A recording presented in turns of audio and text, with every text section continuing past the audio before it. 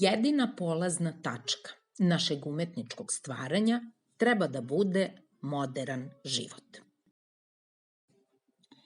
Za secesiju uopšte, pa i bečku, se svakako može reći da je pre svega linearna umetnost. Neki istoričari umetnosti smatraju čak i da je upotreba linije u secesiji zapravo početak puta ka apstrakciji. Bečka secesija u arhitekturi vraća pravu liniju, ritmičko ponavljanje geometrijskih oblika u horizontalnim i vertikalnim redovima. Dok se u izradi nameštaja i dekorativnih predmeta insistira na vegetabilnim motivima i ornamentima, u arhitekturi se zapostavlja, a ornamenti su svedeni na minimum i ograničeni na određena mesta na građevinama, kao što su okvir prozora, vrata i krovni venac. Smanjenje dekoracije i geometrijska ritmičnost kasne faze bečke secesije najavljuju modernu, racionalističko-funkcionalističku arhitekturu.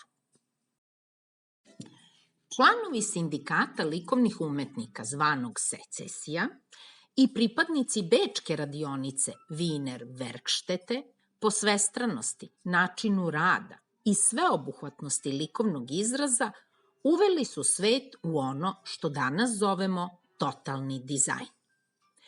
Nije više bilo dovoljno da arhitekta samo projektuje zgradu, a anonimni zanatlija uredi prostor. Ne, sada je sve moralo da bude u skladu, od spoljašnjeg izgleda objekta preko nameštaja, zavesa, tepiha, dekorativnih predmeta do escega.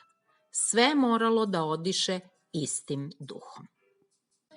Godinu dana nakon odcepljenja od zvaničnog udruženja likovnih umetnika, a uz pomoć finansijera iz nove građanske klase, umetnici okupljeni oko sindikata secesija projektovali su, sagradili, oslikali i opremili prvu u istoriji namenski izgrađenu galeriju.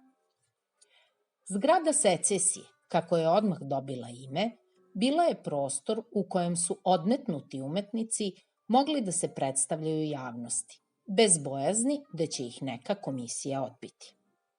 Danas, nedaleko od Karlsplaca, stoji po mnogo čemu specifično i inovativno zdanje, u kojem se i dalje publici predstavljaju novi, mladi umetnici.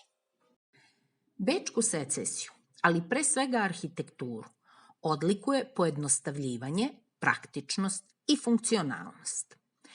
Ideju vodilju bečke secesije najbolje je izrazio jedan od osnivača, arhitekta Otto Wagner, u svom pozdravnom obraćanju studentima Akademije lepih umetnosti 1894. godine.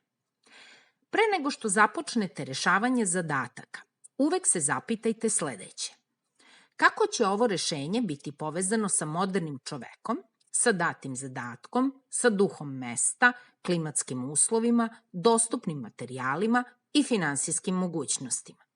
Tek onda se možete nadati da ćete podstaći istinsko uvažavanje i tek tada će arhitektonska dela, koja danas nailaze na nerazumevanje i neodlučnost, postati opšte razumljiva, originalna, pa čak i popularna.